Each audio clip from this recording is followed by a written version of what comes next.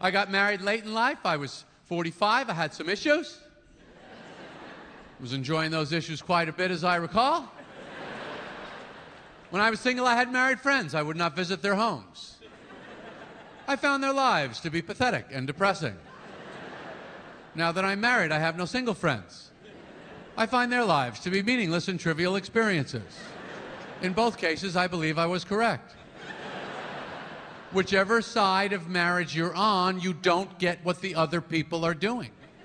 I can't hang out with single guys. If you don't have a wife, we have nothing to talk about. You have a girlfriend? That's wiffle ball, my friend. You're playing paintball war. I'm in Afghanistan with real loaded weapons.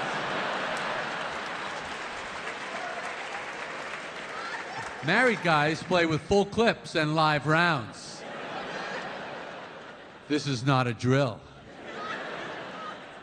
Single guy sitting on a merry-go-round blowing on a pinwheel.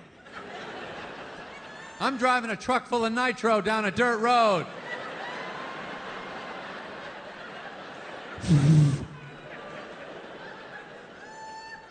You single guys here tonight looking at me, hey, Jerry, what if I want to be a married guy like you? What do I got to have if I want to be a married guy? I'll tell you what you got to have. You better have some answers, buddy. You better have some answers for that woman. Women have a lot of questions. Their brains are strong, active and on high alert at all times.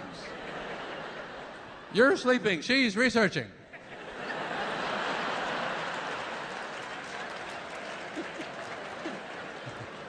The female brain is cooking all the time. The female brain is one of the most competent and capable organs in all of the biological universe. Girl power. You're goddamn right. There's nothing the female brain cannot do. It will solve all problems of Earth and life. Having completed that, it will move on to the hypothetical.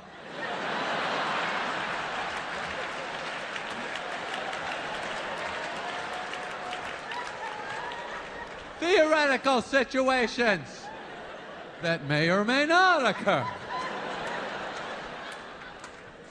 The female needs to know how you might respond. If you faked your own death and I found out about it, what would you say then?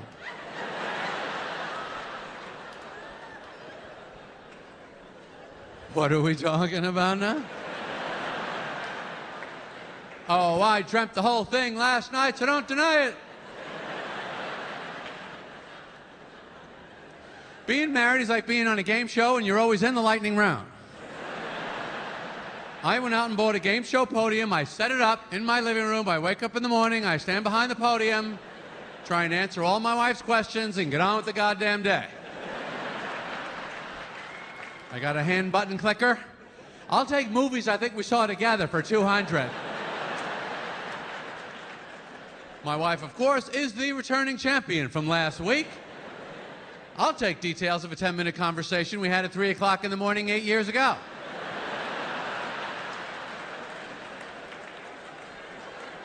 And I would like to bet everything I have on that, Alex. I'm going for the win right here. The husband, of course, never has a clue. I'm sorry, sir, you did not win the weekend sex package or the guilt-free televised sporting event. Thank you for playing. Are you even listening to me? And don't forget to take that big bag of garbage with you on your way out of the studio.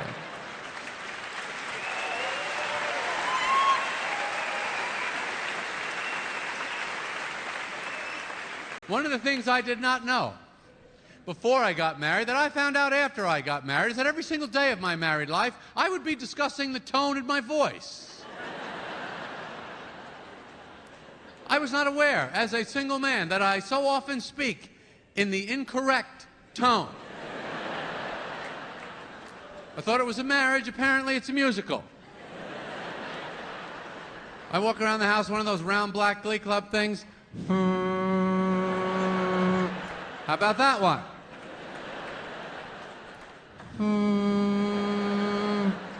Am I getting closer? It's your tone. My tone? Yes, your tone. What's wrong with my tone? I don't like your tone. What do you want me to do? You better change your tone. Ever heard that? And women are correct, as they always are. The male tone changes over the course of the relationship. In the beginning, as the male pursues the female, in the courting or flirting phase, we speak 2 octaves higher. We raise our voice 2 octaves. We talk like this in the beginning. Because Chinese food or Italian sounds great. Maybe we'll take a drive or go for a walk. My actual speaking voice that I am using right now to communicate with you is not welcome in my house. That's why I'm out here talking to you.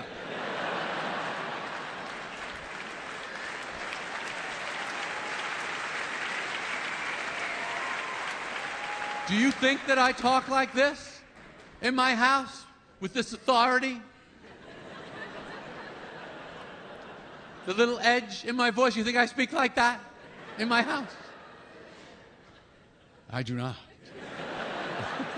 If I walked into my own house, which I paid for, by the way, not relevant, just wanted to mention it.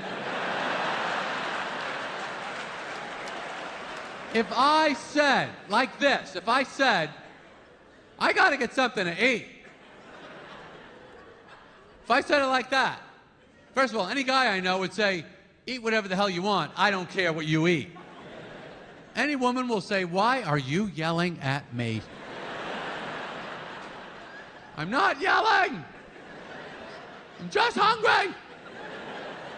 And then the fight breaks out. And when the fight breaks out, now you're whitewater kayaking. You got a plastic helmet on, you're going under, you're popping up, just keep paddling.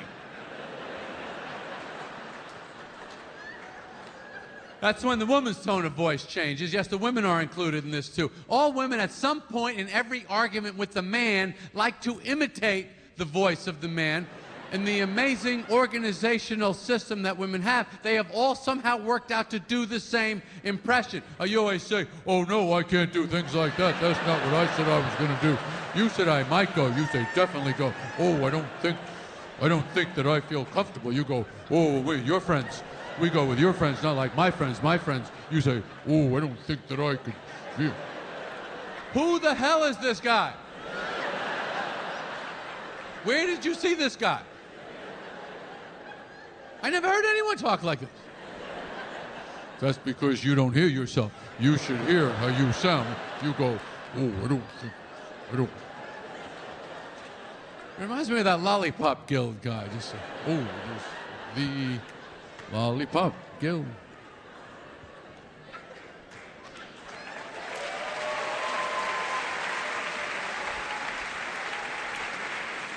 Because it's all about listening. Want some marriage advice? You better listen up. A lot of wives complain that their husbands do not listen. I have never heard my wife say this. She may have. I don't know. But here's what I do know. Ladies, your husband wants to make you happy. He's working on it. He's planning it. He's thinking about it every second. He cannot do it. He cannot do it. He does not know how to do it. Sometimes we do it. We don't know how we did it.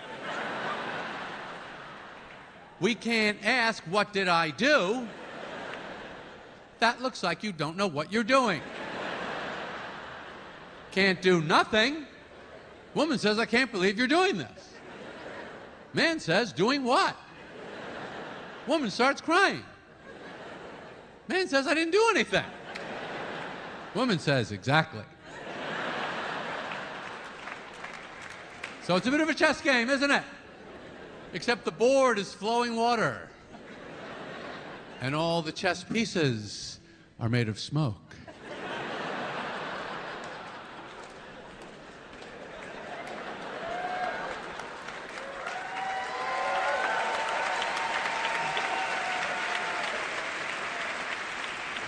And you're not alone. Don't ever forget that.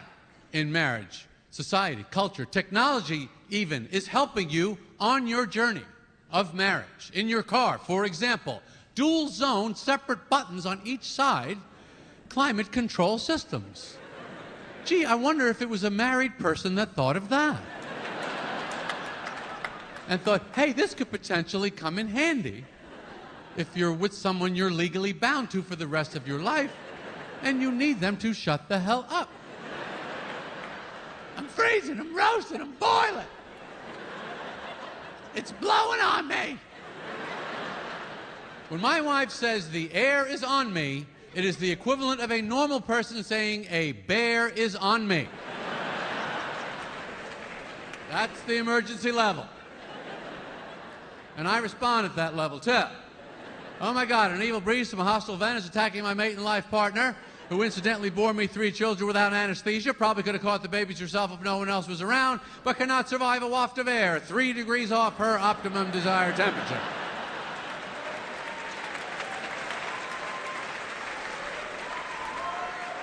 And I'm sure this stupid dual zone thing totally works, too, to keep different temperature air molecules from commingling inside a 3-foot wide closed compartment of an automobile. Because a lot of times I go to my coffee place in the morning, I like to get my coffee black on the left side of the cup, cream and sugar on the right.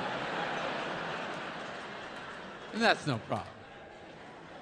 Or you go to fancy restaurants, sometimes they say, do you want still or sparkling water? I go, both, same glass, keep them separate. I do it in my car all the time.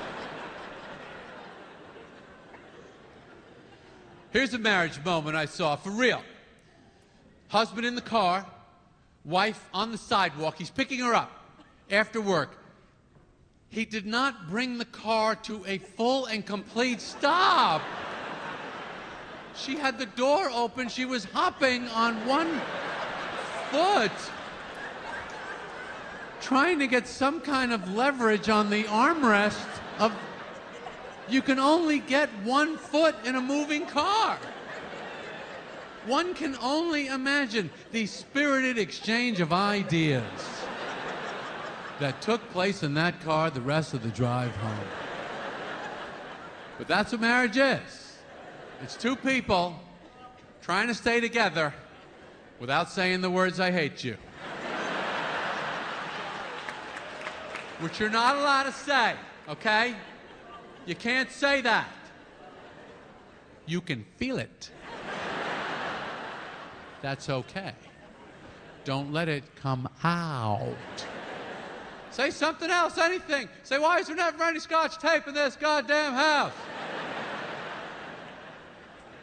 Scotch is I, tape is hate, house is you. But it's better. You don't say, I could kill you right now. You say, you're so funny sometimes.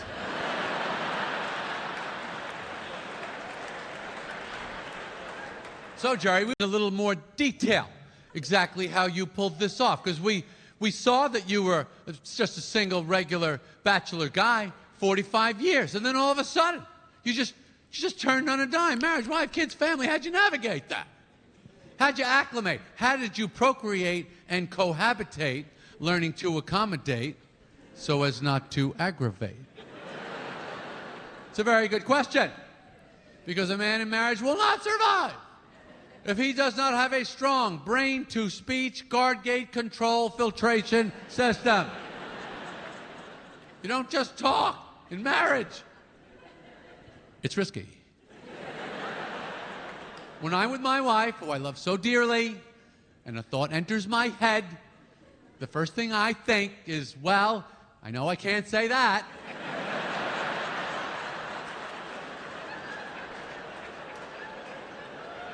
Maybe I could say I heard someone else say it. And then she and I can share a warm moment together, agreeing on what an idiot that person must be.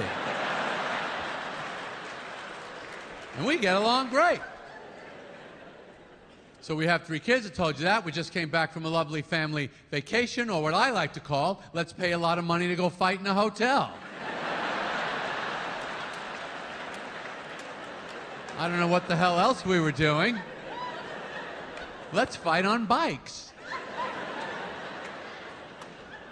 I'm going to kill you. I'm going to kill you more. Let's use profanity on a pristine white sand beach. Let's fight about how well-behaved those other children seem to be. I wonder if they were out on the hotel balcony last night with $12 mini-bar cashews trying to hit the other guests in the head.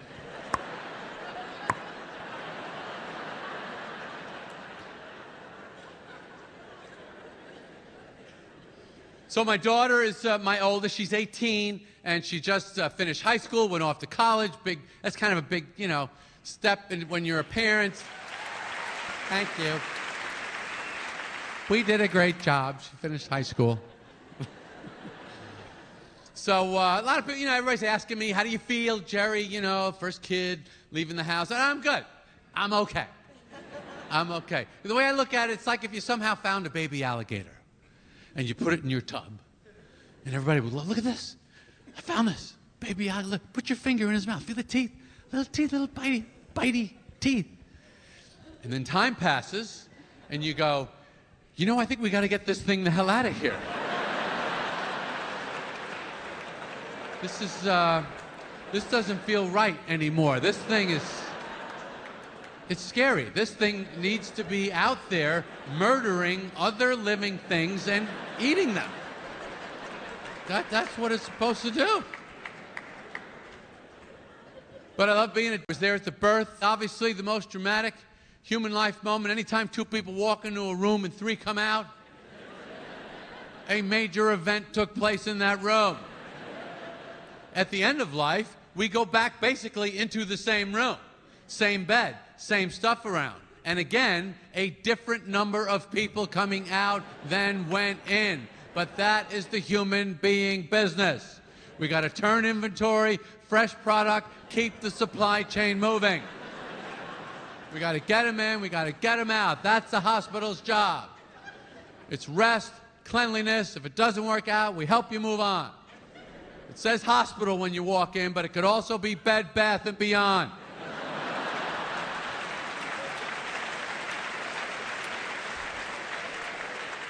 Because the babies never stop coming. Babies don't care. You think babies care that the world's a mess? You have issues. We're coming in. We want in. They come in like racks of fresh donuts. More babies, more babies, more babies. Why are they here? They are here to replace us. That is their mission. Don't you see what's happening? They're pushing us out. Their first words are mama, dada, and bye-bye. Oh, we'll see who's wearing the diapers when this is all over. That's what the babies are thinking. But again, the father struggling to keep pace. Moms that are here, we want to be what you want us to be. We can't do it. We want to do it. The baby's born. I remember, it's just the most amazing thing. For the female, just these instincts just kick in. For the man, nothing kicks in. He's just the same guy standing there.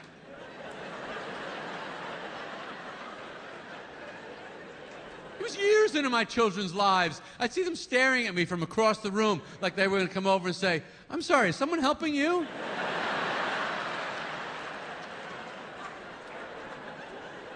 Mom, the horsey ride guy is here again. Do we need anything?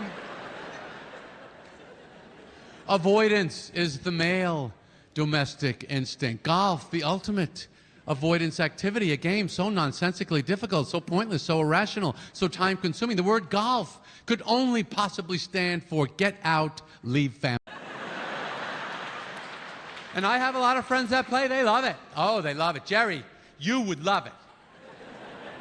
It's a very challenging game. Yes, I am sure that it is. It's also challenging trying to throw a tic-tac 100 yards into a shoebox.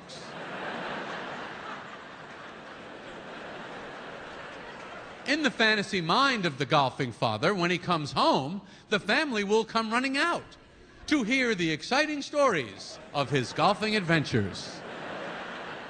In reality, no one is even aware that he has left or returned. from 8.5 hours of idiotic hacking through sand and weeds while driving drunk in a clown car through a fake park.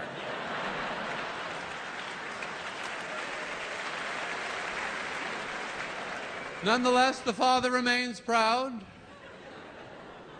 dressing in bizarre outfits around the house on the weekends.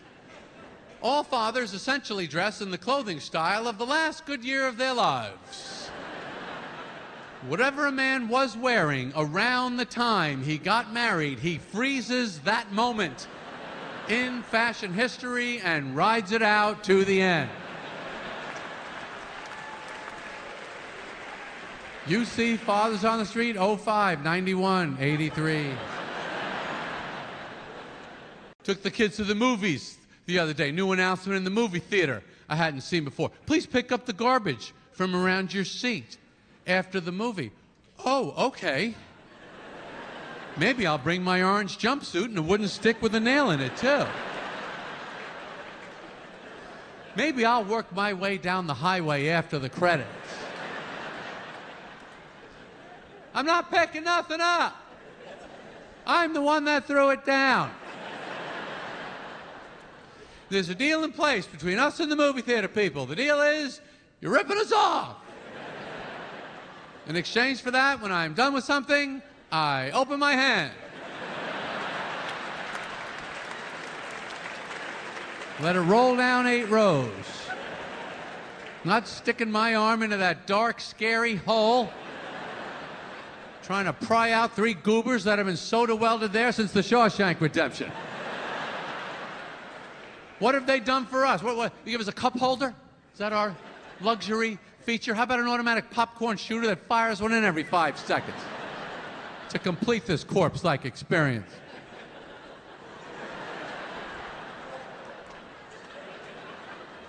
The cup holder, that is the object that defines our culture. We're not holding cups. We don't want to grip. Hands free.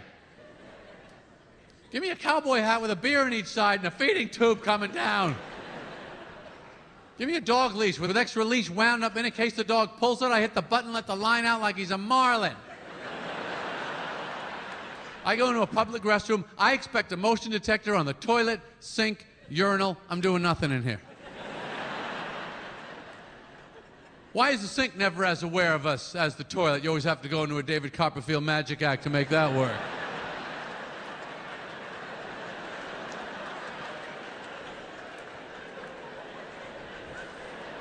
Who designed the bathroom stall with the under-display viewing window? So we can all see the lifeless, collapsed pant legs and tragic little shoe fronts that are just barely poking out from underneath the impotent belt lying helpless. How much more money is it to bring this wall down another foot? It's the cheapest wall in the world. It's a metal panel. They don't even make the panels meet up tight in the corners. Why can't they cinch it up? Sometimes you're walking by, you see a frightened, terrorized human eye.